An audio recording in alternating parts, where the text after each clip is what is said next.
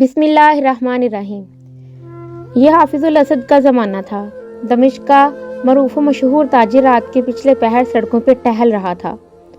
موسم خوشگوار ہونے کے باوجود اس کا دم گھٹا جا رہا تھا۔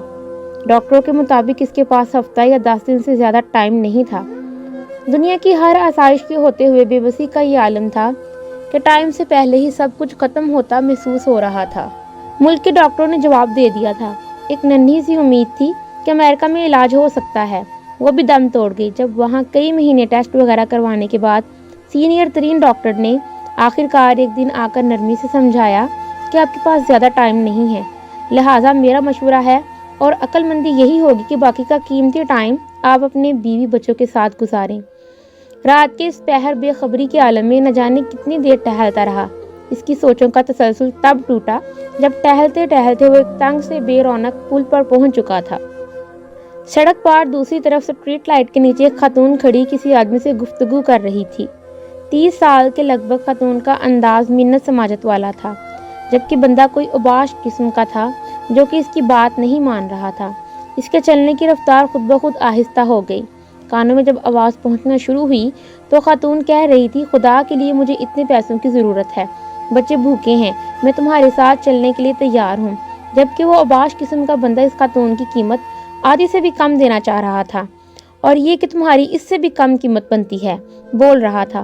پھر وہ کندھے جھکاتا ہوا چل پڑا اور خاتون حسرت کی تصویر بنی کھڑی رہ گئی۔ وہ تھوڑا آگے جا کر مڑا اور خاتون کی طرف چل دیا۔ اسے نزدیک آتا دیکھ کر خاتون چوکنی ہو گئی، امید بھری نظروں سے قریب آتے کو دیکھنے لگی۔ نزدیک پہنچنے سے پہلے خاتون آگے بڑھی۔ اس کا انداز ایسا تھا کہ جیسے اپنے آپ سے زبردستی کر رہی ہو۔ اس نے قریب پہنچ کر سلام کیا۔ خاتون نے مصنوعی مسکراہٹ کے ساتھ جواب دیا اور ٹٹولتی نظروں سے دیکھا اور تھوڑا قریب ہوتے ہوئے معنی خیز انداز بنا کر پوچھا، کیا موڈ ہے؟ وہ پیچھے ہٹا اور نرمی سے کہا، نہیں ایسی کوئی بات نہیں ہے، دراصل میں نے ابھی گزرتے ہوئے تمہاری اس آدمی کے ساتھ تھوڑی سی گفتگو سنی ہے، مجھے بتاؤ میری بہن تمہارا کیا مسئلہ ہے؟ اس طرح پوچھنا تھا کہ خاتون جو کہ مضبوط دکھائی دینے کی کوشش کر رہی تھی یکدم روحانسی ہو گئی۔ بولی، بائی قسم ہے اس ذات کی جو ہماری گفتگو سن رہا ہے، میں اس ٹائپ کی عورت نہیں ہوں جو اس وقت گھر سے نکل کر سڑک پر کسی کا انتظار کرے، مگر میں بہت مجبوری کے عالم میں اس وقت اس جگہ پہ ہوں۔ اسے لگا کسی نے اس کا دل مٹھی میں لے لیا ہو۔ اس نے مزید نرمی سے کہا، دلوں کا حال تو اللہ جانتا ہے، مجھے بتاؤ کیا بات ہے؟ بولی، میں ایک بیوہ عورت ہوں، میرے چھوٹے چھوٹے بچے ہیں، شوہر کو فوت ہوئے سال ہونے کو ہے۔ شروع میں تو پڑوسی رشتہ دار کچھ مدد وغیرہ کر دیتے تھے، پھر آہستہ آہستہ سب نے ہاتھ کھینچ لیا۔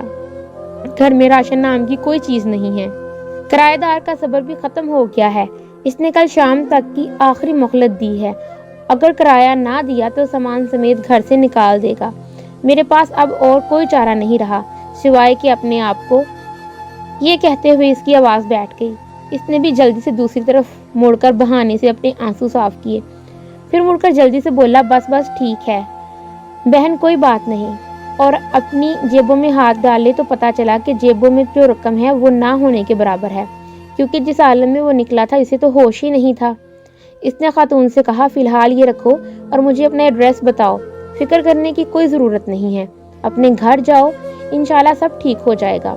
خاتون بے یقینی کے انداز میں اس کی طرف دیکھ رہی تھی، جیسے سوچ رہی ہو کہ اس پہ بھروسہ کرے کہ نہ کرے۔ اس نے پھر سے یقین دہانی کرائی کہ تم جاؤ اور ایڈریس بتا دو بس۔ اس نے آخر کار ایڈریس بتا دیا اور پھر ایک طرف کو چل پڑی۔ تھوڑی دیر تک خاتون کو جاتا دیکھنے کے بعد وہ مڑا اور واپسی کی طرف تیزی سے قدم اٹھانے لگا۔ گھر پہنچ کر اس نے کافی مقدار میں نقدی لی اور ڈرائیور کو بڑی وین نکالنے کا کہا، پھر خود ڈرائیو کرتے ہوئے شہر کے 24 گھنٹے کھلے رہنے والے اسٹور سے راشن کی بڑی مقدار وین میں بھری اور خاتون کی بتائے ہوئے ایڈریس پر پہنچ کر سارا راشن اس کے گھر اتارا۔ باقی کی رقم خاتون کو دی اور کہا، صبح کرایہ دار سے وہ خود بات کر لے گا اور کرائے کا معاملہ نپٹا دے گا، اور انشاءاللہ ہر مہینے مخصوص رقم آپ تک پہنچا دی جائے گی۔ یہ کہہ کر جلدی سے بنا کچھ کہے سنے واپس مڑ گیا۔ خاتون بت بنی بے یقینی کے عالم میں کھڑی آنسوؤں بھری نگاہوں سے دیکھتی رہ گئی اور وہ وین سمیت نظروں سے اوجھل ہو گیا۔ اس کی کیفیت اب کافی بلکہ بہت مختلف تھی۔ اس کے انگ انگ سے خوشی پھوٹ رہی تھی۔ کچھ گھنٹوں پہلے جو اس کی حالت تھی وہ بھی اکثر بدل گئی تھی۔ اب اسے ہفتہ 10 دن گزارنے کی جو فکر تھی وہ تھوڑی کم ہو گئی تھی۔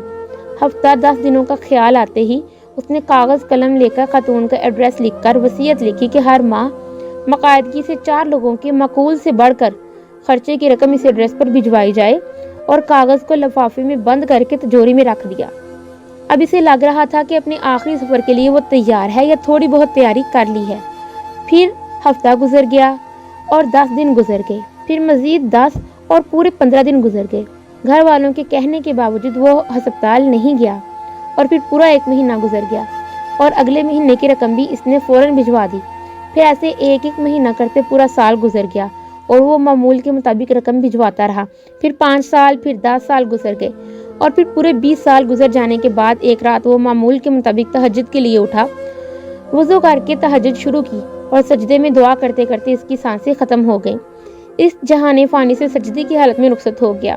گھر والے جب صبح اٹھے تو اس کو سجدے کی حالت میں مردہ پایا۔ افسوس کے ساتھ ساتھ گھر والوں کو اس بات کی خوشی سی بھی تھی کہ اچھی اور مبارک موت ہوئی ہے۔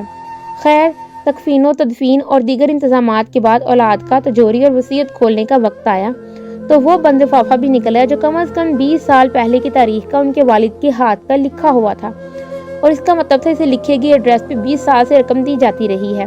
لفافہ پڑھنے کے بعد ان کو پتا چلا کہ والد صاحب کو فوت ہوئے 7 دن ہو گئے ہیں، جو کہ تکفین و تدفین اور رشتہ دار لوگوں کے ملنے ملانے میں نکل گئے ہیں، اور وصیت کے مطابق رقم کی ادائیگی 7 دن لیٹ ہو گئی ہے۔ رقم لے کر وہ لوگ اس ایڈریس پر پہنچے تو دروازہ کھٹکھٹانے پر خاتون باہر آئی، جو کہ اب 50 سے اوپر کی ہو چکی تھی۔ سلام دعا کے بعد تاجر کے بڑے لڑکے نے خاتون سے مؤدب انداز میں کہا، ہم آپ کو والد صاحب کی طرف سے جو ماہانہ مخصوص رقم ہے وہ دینے آئے ہیں، اور معذرت چاہتے ہیں کہ رقم کی ادائیگی 7 دن لیٹ ہو گئی ہے۔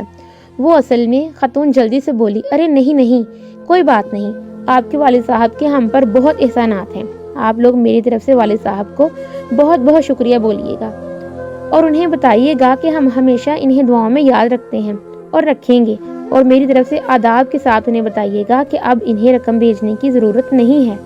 بیٹا حیرانگی سے بولا، کیوں؟ اب کیوں نہیں ہے ضرورت رقم کی؟ خاتون نے خوشی کے آنسوؤں میں ملی آواز میں جواب دیا، اللہ کے فضل سے مہینہ پہلے میرے بڑے بیٹے کی ملازمت لگی تھی، اور 7 دن پہلے ہی بیٹے کو اس کی پہلی تنخواہ ملی ہے۔ خاتون روانی میں پتہ نہیں کیا کیا بولے چلے جا رہی تھی، جبکہ لڑکوں کے کانوں میں خاتون کا یہی جملہ اٹک رہ گیا کہ 7 دن پہلے ہی میرے بیٹے کو اس کی پہلی تنخواہ ملی ہے۔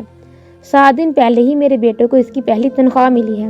آپ صلی اللہ علیہ وسلم کا فرمان ہے، رازداری میں کیا گیا صدقہ اللہ پاک کے غصے کو بجھاتا ہے۔